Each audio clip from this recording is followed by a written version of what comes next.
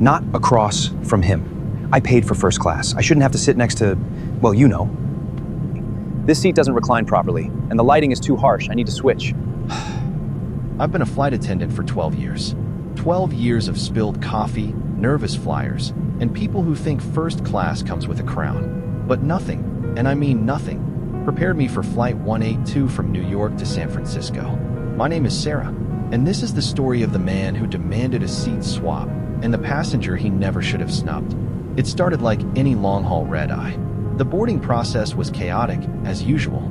Parents juggling kids, business travelers glued to their laptops, and the usual mix of exhausted souls hoping for a smooth flight across the Atlantic. I was working the first-class cabin that night, 14 seats, all occupied.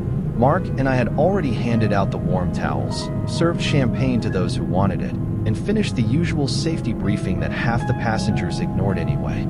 Then he walked on. Michael Bennett, late 30s, tailored navy suit that probably cost more than my monthly rent, expensive watch glinting under the cabin lights. He carried himself like a man who was used to getting exactly what he wanted. He dropped into seat 1A with a heavy sigh, immediately flagging me down before we'd even closed the doors. "Excuse me," he said, not bothering with a smile. "This seat doesn't recline properly, and the lighting is too harsh. I need to switch." I kept my professional smile plastered on. "I'll be happy to check on the seat mechanics for you, Mr. Bennett. As for swapping, we're pretty full tonight, but I can see what's available once we're airborne." He wasn't listening. His eyes were already scanning the cabin with visible distaste. Across the aisle in 1D sat an older gentleman, maybe late 60s, early 70s. Neat gray hair, wire-rimmed glasses, wearing a simple navy sweater and khakis. He looked like somebody's quiet grandfather heading home after visiting family. Nothing flashy, no designer luggage, just a worn leather satchel on his lap and a calm, almost peaceful demeanor. Michael stared at him for a long second, then turned back to me. Not across from him. He muttered, loud enough for the older man to hear. "I paid for first class. I shouldn't have to sit next to, well, you know." The older passenger glanced up briefly, met my eyes, and offered a small, understanding nod. No anger, just quiet acceptance. He adjusted his bag and went back to minding his own business. That was my first red flag. As the doors finally closed and we prepared for pushback, Michael called me over again. This time his voice carried that sharp edge I've heard 100 times before, the tone of a man who believes the world orbits around him. "Look, miss," he said, "I travel this route constantly.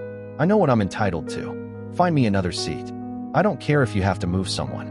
Just not next to that guy." I glanced again at the older man in 1D. He was now quietly reading a small, weathered notebook he'd pulled from his satchel. The cover was faded, edges frayed from years of use. He turned the pages slowly, almost reverently. I was about to continue my safety checks when something caught my attention. One of our senior flight attendants slowed down as he passed seat 1D. For just a second, he smiled warmly at the older gentleman. The gentleman smiled back. Then both of them carried on as though nothing had happened. The boarding door closed with a gentle thud, and the familiar announcement welcoming everyone aboard echoed through the cabin. I continued my final checks with the same composed expression I had worn since the beginning of my shift, but my thoughts lingered on the quiet exchange I had just witnessed. I had spent 12 years in the air, serving celebrities, military families, college students, retirees, and executives who measured time in stock prices instead of sunsets. Experience had taught me one simple lesson. Expensive tickets never guaranteed gracious hearts. As I passed seat 1D again, Michael had already returned to his tablet, scrolling through financial charts as if the conversation had never happened. His posture radiated controlled impatience. Every few seconds he glanced toward the aisle, clearly expecting someone with greater authority to appear and grant his request. Beside him, the older gentleman remained completely absorbed in his hardcover book. The edges of its faded dust jacket suggested it had been read dozens of times. A pair of simple reading glasses rested low on his nose, and every so often he smiled softly at a passage before turning another page with careful hands. There was nothing remarkable about his appearance, at least not at first glance. There was nothing flashy about him, just a worn leather carry-on, simple clothes, and the quiet ease of someone with nothing to prove. Yet something about his quiet confidence felt strangely familiar. When I stepped into the forward galley, Mark was already preparing the beverage carts. Mark had spent more than 3 decades flying international routes and was known for remaining unshaken under any circumstance. I lowered my voice. "Do you know the gentleman in 1D?" Mark looked toward the cabin before answering. "You noticed?" I nodded. "You recognized him." A small smile crossed Mark's face, though it carried more admiration than nostalgia. Some people leave a mark on this industry that never disappears. I waited, expecting an explanation, but Mark simply continued organizing cups with deliberate precision. "Who is he?" I asked. Mark shook his head gently. "If he wants people to know, he'll tell them himself. He never liked attention." Before I could ask another question, the captain's voice came over the intercom, announcing their expected flight time of just under 6 hours. The aircraft slowly pushed back from the gate, and passengers settled into the comforting rhythm of departure. I resumed my duties, demonstrating safety procedures with practiced confidence while quietly observing the first-class cabin. Michael barely looked up during the demonstration. The gentleman beside him followed every instruction with complete attention, fastening his seat belt before anyone reminded him. As the aircraft began taxiing toward the runway, something unexpected happened. The cockpit door opened briefly, and First Officer stepped into the galley to exchange a few words with Mark. His eyes wandered into the cabin for only a moment before landing on seat 1D. His expression immediately changed. Without hesitation, he placed his hand over his heart in a subtle gesture of respect. The older gentleman looked up from his book, smiled warmly, and returned a modest nod that lasted no more than a second. Daniel smiled like a student seeing a favorite teacher after many years before quietly disappearing back into the cockpit. I watched the exchange in silence. This was no coincidence. 2 veteran crew members had recognized the same passenger, and both had reacted with unmistakable admiration. Yet the gentleman himself seemed determined to remain invisible. Meanwhile, Michael never noticed any of it. His attention remained fixed on his laptop screen as the engines grew louder beneath the cabin floor. Outside the window, the runway stretched toward the horizon, glowing beneath the late afternoon sun. Inside, I couldn't shake the feeling that this flight was carrying a story no boarding pass could possibly reveal. The aircraft climbed steadily through layers of pale gray clouds until the city beneath them disappeared beneath a blanket of white. A soft chime echoed through the cabin as the captain turned off the seatbelt sign, and almost immediately the quiet rhythm of the flight resumed. Laptop screens opened, newspapers unfolded, coffee orders began. I moved gracefully down the first-class aisle with a silver coffee pot balanced effortlessly in one hand. Every movement reflected years of experience, but my attention kept returning to seat 1D. The older gentleman had closed his book and was looking through the window, watching the endless horizon with the calm expression of someone who had spent a lifetime above the clouds. "Coffee, sir?" I asked with a warm smile. He looked up kindly. "Black, please.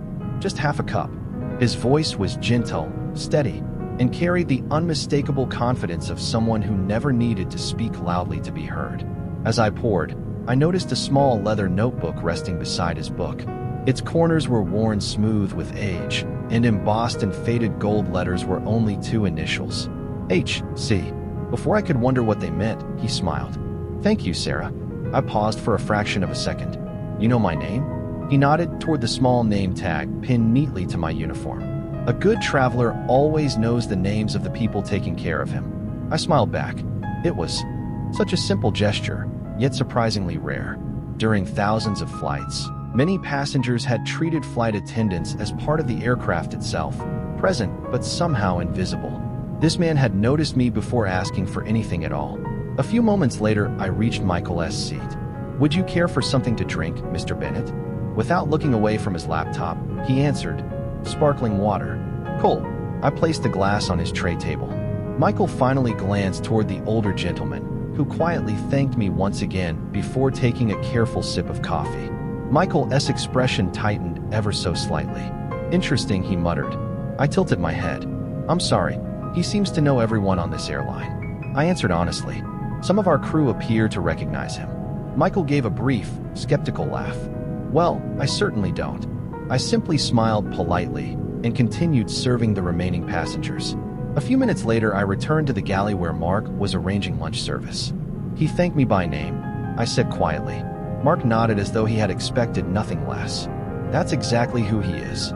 You've known him for a long time? Mark carefully folded a linen napkin before answering. Long enough to know that he remembers birthdays, retirement dates, and the names of flight attendants he met 20 years ago. I looked back toward the cabin. Most people in his position would enjoy being recognized. Mark's eyes softened. That's because most people confuse recognition with respect. He never did. Before I could ask another question, another familiar face appeared in the galley. Linda Harper, the purser, had just finished checking inventory. She followed my line of sight toward seat 1D and smiled warmly. I was hoping he'd be on this flight. I blinked. You know him too? Linda chuckled quietly. Know him? Sarah, there are training classes at this airline where people still tell stories about him. I grew even more curious. Was he a pilot? Linda exchanged a brief glance with Mark before answering. Let's just say there are people flying safely today because of decisions he made many years ago. She stopped there as though revealing anything more would somehow betray the gentleman's own wishes. I looked once more toward the quiet passenger. He had reopened his book, completely unaware that whispers of admiration continued to follow him through the cabin. Or perhaps he knew and simply chose not to acknowledge them. Meanwhile, Michael watched the subtle exchanges with growing curiosity. For the first time since boarding, his financial reports no longer held his full attention. He closed his laptop halfway and looked toward the older man again, not with respect, but with the unmistakable determination of someone who had just realized there was a mystery everyone else seemed to understand except him. Lunch service began with the quiet elegance that defined first class. Fine china replaced paper cups, warm bread filled the cabin with the comforting aroma of fresh baking, and conversations drifted softly beneath the steady hum of the engines. I moved from seat to seat with practiced precision, noticing how easily the atmosphere could disguise the different worlds each passenger carried onto the airplane. Some discussed mergers worth billions.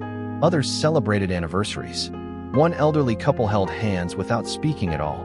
At seat 1D, the older gentleman accepted his meal with the same sincere gratitude he had shown for a simple cup of coffee. Everything looks wonderful, he said. Please thank whoever prepared it. I smiled. I'll make sure they hear that. People work hard behind the scenes, he replied gently. They deserve to know when they've done something well. His words lingered with me as I continued down the aisle. A few rows away, Michael glanced toward the exchange before pressing the call button mounted beside his seat. The soft chimes sounded almost immediately. I approached with my usual calm expression. How may I help you, Mr. Walker?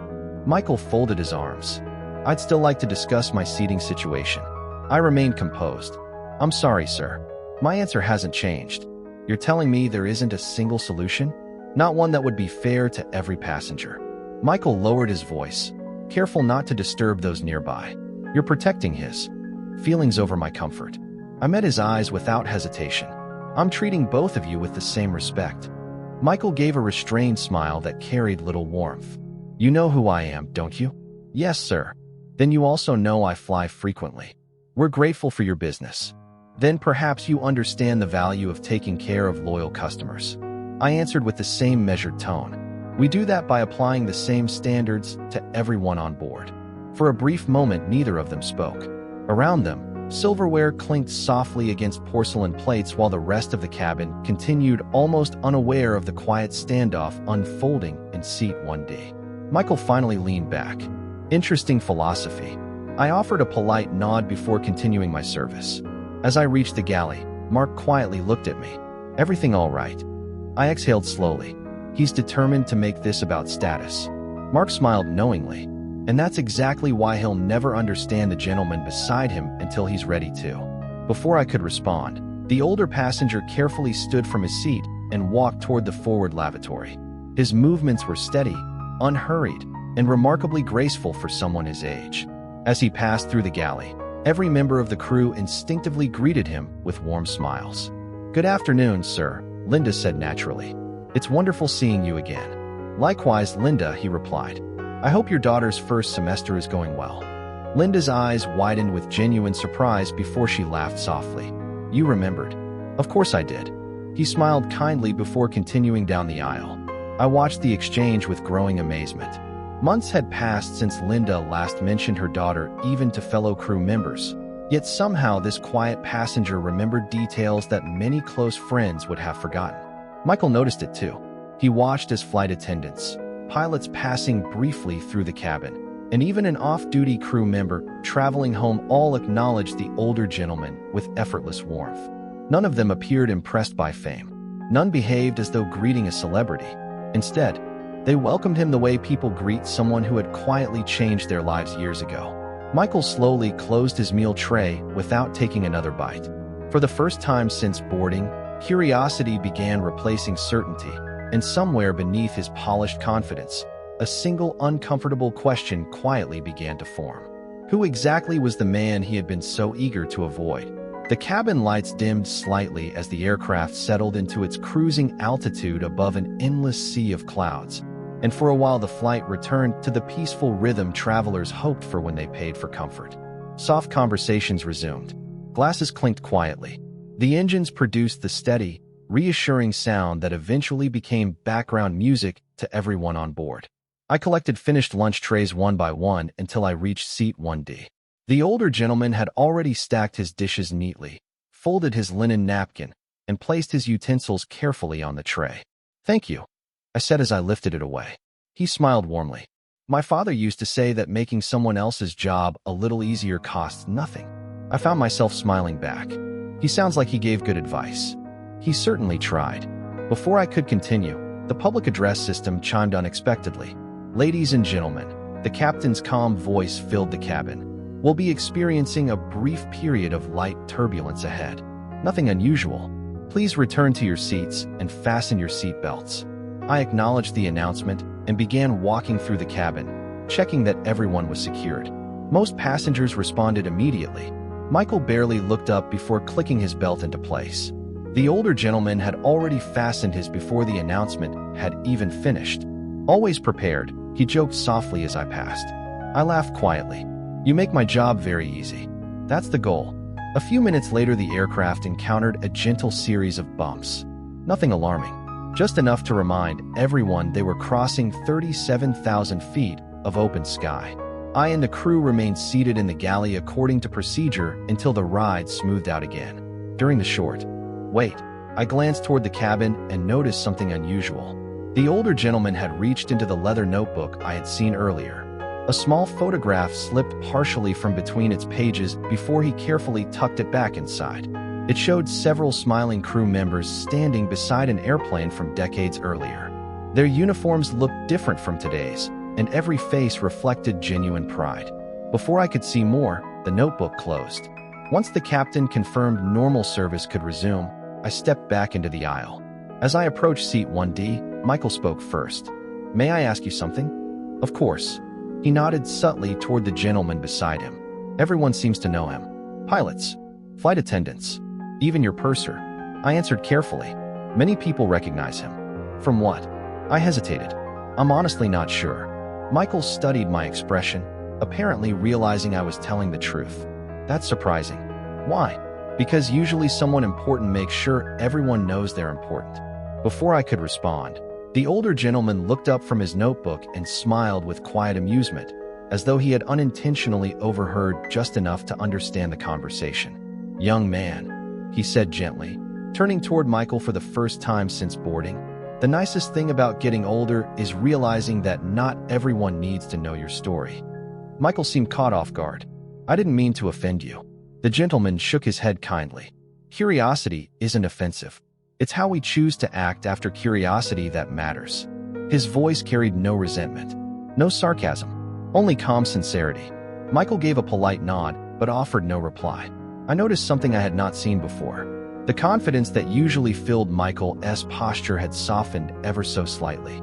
For the first time during the flight, he looked at the older man not with impatience or quiet judgment, but with genuine uncertainty. And as I continued down the aisle, I couldn't shake the feeling that the most important conversation on this flight had only just begun. Nearly 3 hours had passed since takeoff, and the sunlight outside had softened into a warm golden glow that stretched endlessly across the clouds.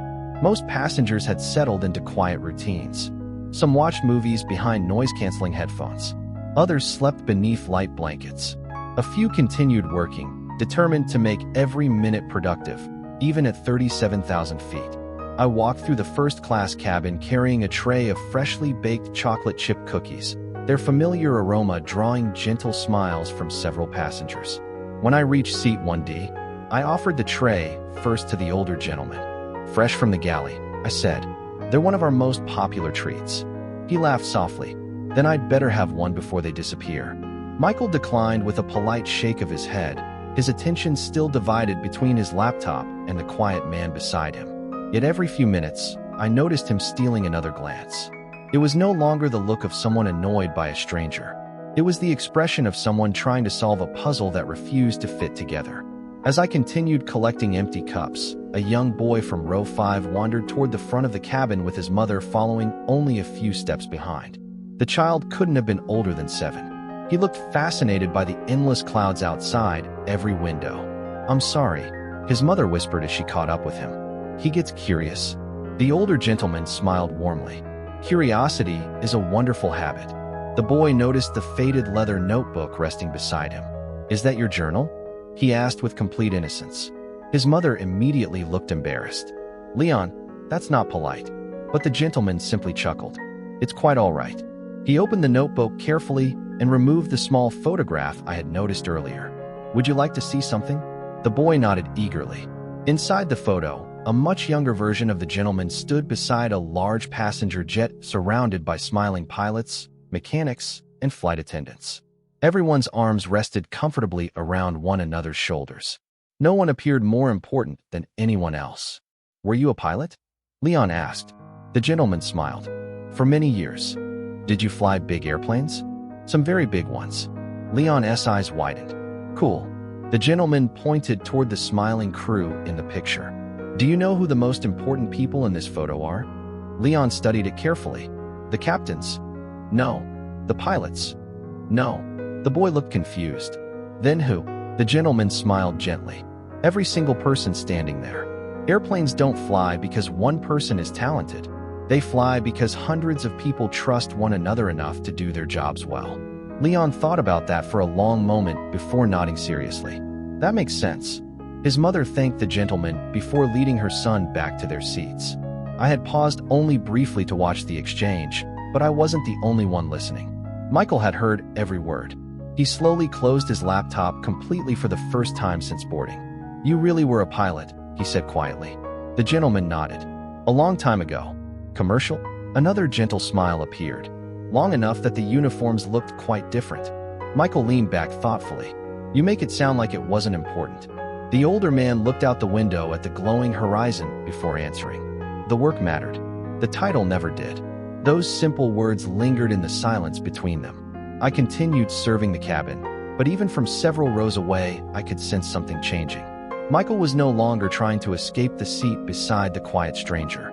Without realizing it, he had begun listening instead, and sometimes that was the first step towards seeing another person for who they truly were. Another hour passed, and the captain announced their initial descent would begin in about 45 minutes. The cabin gradually came back to life as window shades lifted and laptops reopened. Golden afternoon light poured through the windows, bathing the first-class cabin in a quiet warmth that made everyone seem just a little more human. I was preparing the final beverage service when the intercom chimed once again. "Ladies and gentlemen," the captain said, his voice carrying an unexpected note of emotion. "Before we begin our descent, I'd like to ask your indulgence for just a brief moment. There is someone very special traveling with us today." Conversations faded almost instantly. Even Michael looked up from his seat. I exchanged a puzzled glance with Mark, though something in his expression suggested he already knew what was coming. A moment later, the cockpit door opened. Captain Daniel Brooks stepped into the aisle instead of remaining at the controls, leaving the aircraft safely in the capable hands of the first officer during the announcement. The captain walked slowly through the first-class cabin until he reached seat 1D. Without saying a word, he stopped beside the older gentleman. Then, to everyone's surprise, he extended both hands with unmistakable respect. "Sir," he said quietly, "it's an honor to have you with us again." The older gentleman smiled with gentle embarrassment. "Brooks, it's good to see you." The captain laughed softly. You still remember my name after all these years?" "Of course I do." Captain Brooks turned toward the cabin. "Ladies and gentlemen, I'd like to introduce Captain Henry Carter." A ripple of recognition moved through several passengers, while others simply listened with curiosity. "Many years ago," Captain Brooks continued, "before I ever earned these 4 stripes, I was a nervous first officer on my very first transcontinental route. Captain Carter was my instructor, my mentor, and the man who taught me that flying an airplane begins with respecting every person on board, not just the people sitting in first class." I felt my breath catch. Mark lowered his eyes with quiet pride. The captain continued, "Thousands of pilots across this country learned from Captain Carter. His work shaped generations of aviators, and the safety standards he helped establish continue to guide crews today. He retired without asking for awards, interviews, or recognition. But many of us would not be here without him." The cabin became completely silent. Several passengers smiled warmly before spontaneous applause began, first from a few scattered seats, then spreading throughout both cabins until the entire aircraft echoed with heartfelt appreciation. Captain Carter looked almost uncomfortable with the attention. He simply nodded gratefully and placed one hand over his heart. I glanced toward Michael. The confident businessman who had boarded believing the quiet gentleman beside him was someone beneath his notice now sat perfectly still. His eyes drifted toward the worn sweater, the old leather notebook, and the simple carry-on beneath the seat. None of those things had changed. Only Michael's understanding had. Captain Brooks shook Henry's hand one final time before saying softly, "Thank you for showing all of us what leadership really looks like." Henry smiled with characteristic humility. "I only had good teachers before me." As the captain returned toward the cockpit, the applause gradually faded into thoughtful silence. Michael remained motionless for several long seconds before slowly turning toward the man he had once refused to sit beside. This time there was no impatience in his expression, no judgment, only quiet humility and the unmistakable realization that he had measured another human being by appearances, while an entire profession had measured that same man by the lives he had quietly influenced for decades. Michael sat quietly for several moments after the applause faded. The cabin gradually returned to its familiar rhythm, but something invisible had shifted. The silence no longer felt ordinary. It carried the weight of realization.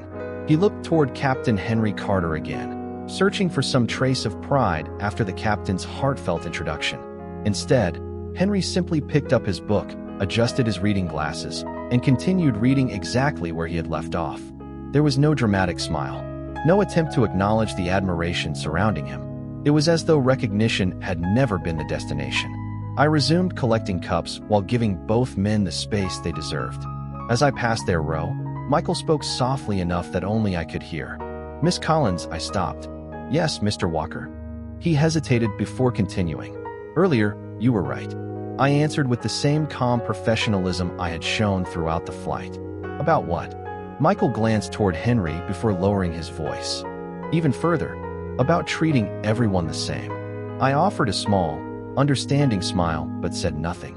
This wasn't her victory to celebrate. It belonged to the lesson itself. A few minutes later, Michael turned toward Henry for the first time without the barrier of assumption between them. "Captain Carter?" Henry looked up with the same gentle expression he had worn all afternoon. "Yes." Michael took a slow breath. "I owe you an apology." Henry closed his book without the slightest sign of resentment. "For what?" The question surprised Michael.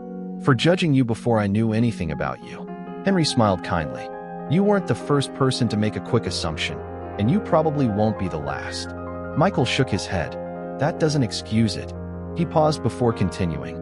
"The truth is, I looked at your sweater, your bag, your age, and somehow convinced myself I knew who you were." Henry listened without interrupting. "I spend my life making decisions based on information," Michael continued quietly. "Yet today, I made one based on almost none at all." Henry rested his hands comfortably on the closed notebook. "That happens more often than people admit." Michael managed a faint smile. "I built a career believing I could read people." Henry's eyes drifted briefly toward the window where the late afternoon sun painted the clouds with shades of gold and amber. Reading balance sheets and reading hearts require very different skills. Michael let those words settle. They stung, but not because they were harsh. They were true. I watched discreetly from the galley as the conversation unfolded naturally. No raised voices, no dramatic speeches, just two men speaking honestly above the clouds. After a thoughtful pause, Michael asked, "Why didn't you tell me who you were?" Henry chuckled softly. "Would it have changed your first impression?" Michael lowered his eyes. "Yes." Henry nodded gently. "Exactly." Another quiet silence followed before Henry added, "Titles can earn attention. Character earns trust. I've always preferred the second." Michael looked at the worn leather notebook resting beside Henry's arm. It suddenly seemed more valuable than any luxury briefcase in the cabin. Not because of what it was made of, but because of the life it represented. As I prepared the cabin for landing, I realized the most meaningful moment of the flight had happened without applause, announcements, or recognition. It happened when one man found the humility to admit he had been wrong, and another chose kindness instead of keeping score. The wheels touched the runway with a gentle whisper, followed by the familiar reverse thrust that signaled another safe arrival. Outside the windows, the California sun bathed the airport in warm afternoon light, while passengers instinctively reached for their phones, eager to reconnect with the world waiting beyond the aircraft doors. Inside the cabin, however, the atmosphere felt noticeably different from the one that had existed 6 hours earlier. I stood near the forward galley, thanking each passenger as they prepared to leave. One by one, they gathered their belongings, exchanged quiet smiles with the crew, and stepped into the aisle. Michael remained seated longer than most. His laptop stayed closed. His phone remained untouched. It was as though there was one final piece of business he needed to complete before returning to the life that measured success in quarterly reports and market valuations. Captain Henry Carter reached down for his worn leather carry-on and stood carefully. Before he could step into the aisle, Michael rose as well. "Captain Carter," he said respectfully. Henry turned with the same gentle expression that had never changed throughout the journey. Michael extended his hand. "Thank you for accepting my apology." Henry shook it warmly. "Thank you for offering it." Michael smiled faintly. "I don't think I'll forget this flight." Henry chuckled. "Neither will I." Michael hesitated one last time before asking, "May I ask you one final question?" "Of course. After everything you've accomplished, why keep traveling so simply?" Henry glanced around the cabin, where flight attendants were quietly helping passengers retrieve bags from the overhead bins. "Because comfort is a wonderful thing," he answered softly. "But humility travels much farther." Michael nodded, slowly, allowing the words to settle where they belonged. As Henry stepped into the aisle, nearly every member of the crew who passed him offered another quiet greeting. No cameras appeared. No reporters waited at the gate. There was no special escort.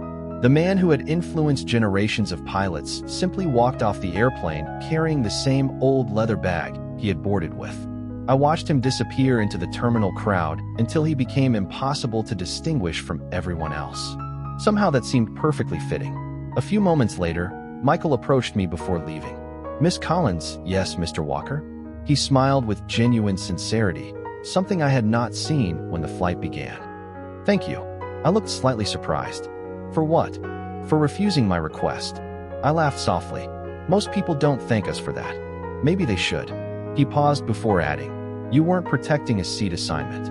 You were protecting someone's dignity." I didn't understand that until today. I simply smiled. "I hope you have a wonderful stay in San Francisco." Michael nodded before walking toward the open aircraft door. Several weeks later, an envelope arrived at the airline's headquarters addressed personally to me. Inside was a handwritten note. It contained only one sentence. "Thank you for reminding me that the value of a person is never found in the seat they occupy, but in the character they carry wherever they go." There was no signature beyond Michael's name and no mention of his company. Along with the note was confirmation that he had established a scholarship supporting future commercial pilots and flight attendants entering the aviation industry, dedicated in honor of Captain Henry Carter's lifelong commitment to servant leadership. I folded the letter carefully before placing it inside my locker. As another boarding announcement echoed through the terminal, I straightened my uniform, pinned on my name tag, and walked toward the next flight with the same quiet confidence I had always carried. Some passengers would remember the spacious seats, the warm meals, or the smooth landing.